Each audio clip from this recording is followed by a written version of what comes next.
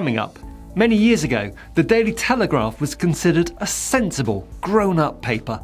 Sure, it was conservative with both a small and a big C, but the journalism was always good. It was seen as an authoritative and independent national newspaper, a reputation that was burnished by its excellent exposure and reporting of the MP's expenses scandal back in 2009. But the past decade has seen it lurch towards the hard right.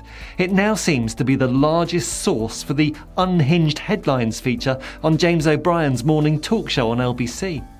But worse than that, it now appears that the Telegraph is gradually withdrawing its support for the Conservative Party and instead becoming a mouthpiece for the grifter Nigel Farage's latest Ponzi scheme, Reform Party UK Ltd. Stay tuned.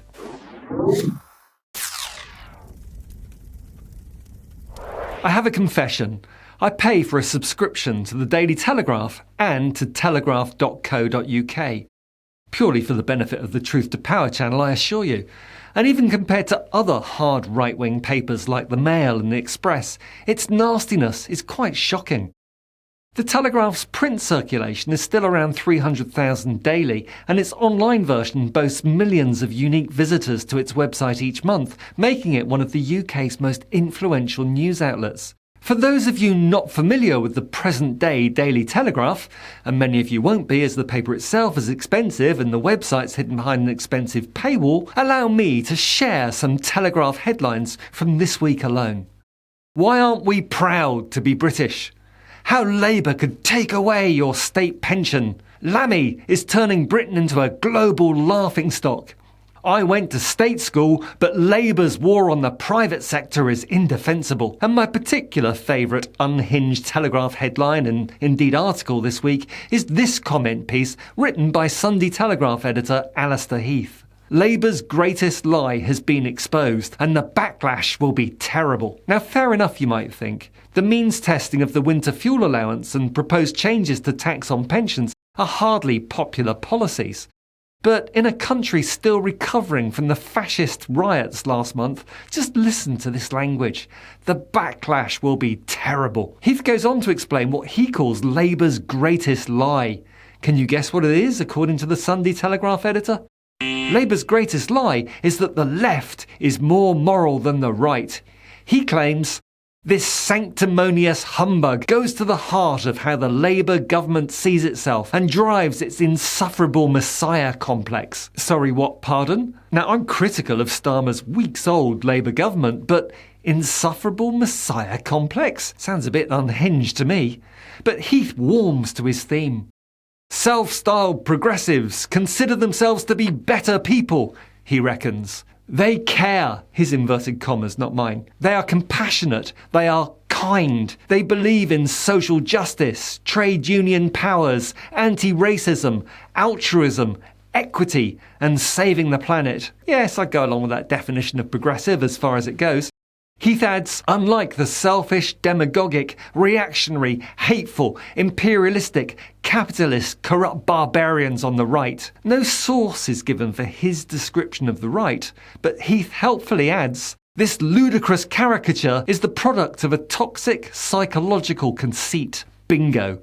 A ludicrous caricature that the Sunday Telegraph editor himself has created in front of our very own eyes. So presumably it's he himself who suffers from that toxic psychological conceit. He goes on to claim that Labour in 2024 is the new nasty party, obsessed with divide and rule. But the actual headline of this article would suggest that it's Heath and the Nasty Telegraph who are the ones who are agitating for division. And this assessment is borne out by the Telegraph's decision to become a mouthpiece for Reform Party UK Ltd, giving their new chairman, Farage fanboy Zia Yusuf, the opportunity to publish a comment piece this week. Britain is on the brink, he declares. Only reform can save it. The article starts with this gem. Working people in Britain feel betrayed, demoralised and disconsolate. My message to them is that we at Reform hear them and can turn this ship around yet. In case you didn't know, This self-styled champion of working people went to an elite school, the private Hampton School in West London, before graduating from the LSE and pursuing a career at Goldman Sachs as a precursor to founding a luxury concierge company from whose sale he made a cool £31 million last year. Forgive me if I find his claim that he's in touch with the concerns of everyday voters a little hard to believe. Self-declared British Muslim patriot Zia Yusuf believes that the number one concern of British people is that they see their pleas to curb migration scorned, the country and culture they love being robbed from underneath them. Who is doing the robbing, he doesn't specify. And nor does he specify exactly what British culture is. I would have thought one principal characteristic of British culture is to be welcoming to people coming to our country from overseas, and also helping those most desperately in need of help.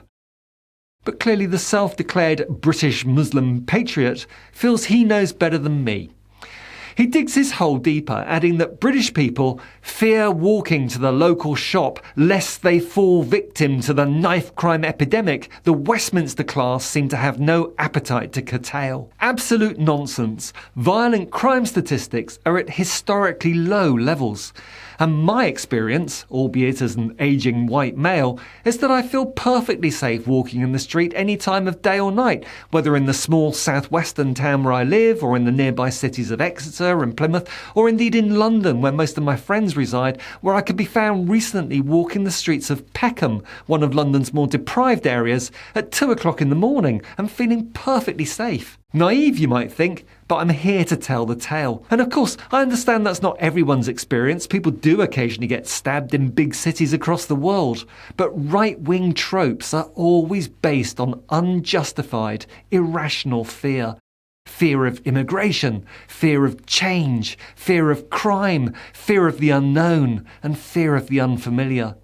And this particular trope about street violence from Reform UK Party Limited's chairman is nothing more than plagiarism in any case.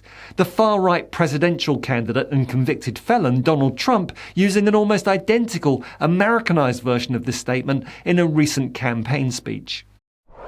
But you can't walk across the street to get a loaf of bread. You get shot, you get mugged, you get raped, you get whatever it may be.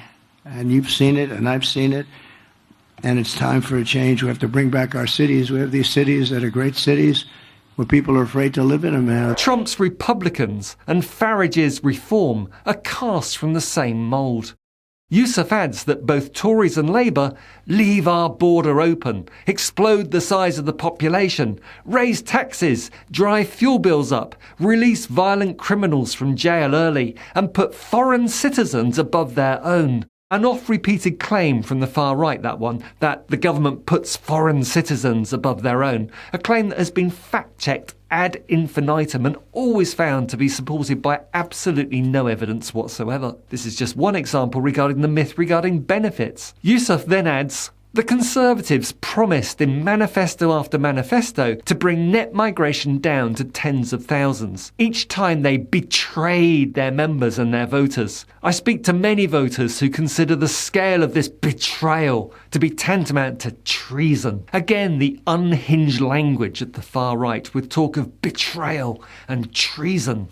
He calls for bold, decisive action and claims that only Reform UK offers this. The existing party structures are designed to churn out leaders who offer more of the same poisonous cocktail delivered right into the bloodstream of the United Kingdom. A nod to the neo-Nazi and white supremacist preoccupation with blood, the blood tribe and blood and honour. Along with Priti Patel, Kemi Bad Enoch and Suella Braverman, Zia Yusuf may seem a strange member of the anti-immigrant white supremacist crowd, but here's his solution to cleaning the bloodstream of our nation.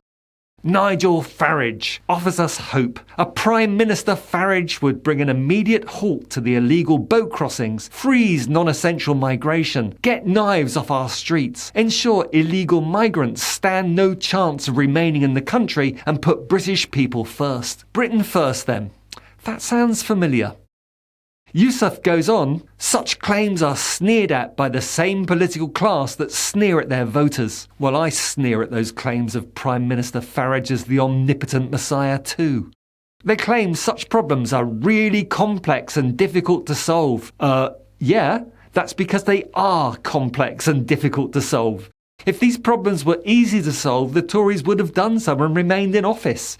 But of course, to Reform Party UK Ltd, everything is very simple, very obvious, black and white, common sense, a childish naivety, unencumbered by intellect, embodied by such great thinkers as Nigel Brexit is a failure Farage, climate science denier Richard Tice, 30p Lee Anderson MP, and Young Offenders Institute veteran James McMurdoch MP, convicted of assaulting an ex-girlfriend. The chairman of Reform Party UK Ltd finishes the article with this prediction. By 2029, Reform UK will be ready to be the party of government, and a Prime Minister Farage will embark on the most ambitious and bold reforms this country has seen in our lifetimes. So, this is what the Daily Telegraph has come to.